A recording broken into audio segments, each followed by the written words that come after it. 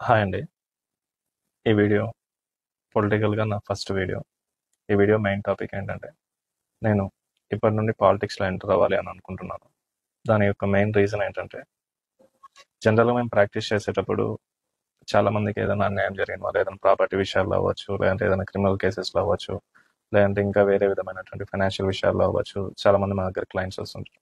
ఆ కేసెస్ అన్నీ మేము చేసేటప్పుడు మాకేం తెలుస్తదంటే, ఈ మొత్తం విషయాల్లో ఏదో ఒక కోణంలో ఏదో ఒక కోణంలో ఈ పోలీసులు గానీ, లేదంటే పొలిటీషియన్స్ గానీ ఇన్వాల్వ్‌మెంట్ అనేది ఉంటది. అంటే ఎవరైతే కామన్ మ్యాన్ ఉంటాడో, ఆ కామన్ మ్యాన్‌కే అన్యాయం చేసేటటువంటి వ్యక్తి అంటే అవతల వ్యక్తి ఎవరైతే ఉన్నారో అతనికి ఏదో ఒక సపోర్ట్ అనేది ఉంటది. ఆ సపోర్ట్ మాక్సిమం కేసెస్‌లో ఏమవుతదంటే ఒక పొలిటికల్ సపోర్ట్ ఉంటది.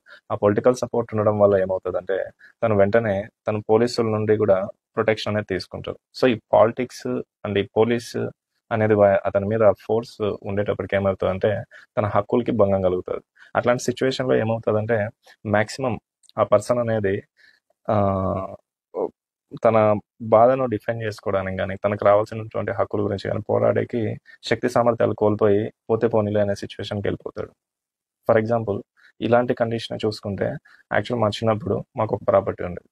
ఆ ప్రాపర్టీ ఏంటంటే మా ఫాదర్‌కి మా తాతగారి నుండి వచ్చినటువంటి ప్రాపర్టీ. ఆ ప్రాపర్టీ ఏదైతే ఉందో తన యొక్క ట్రాన్సాక్షన్స్ కోసం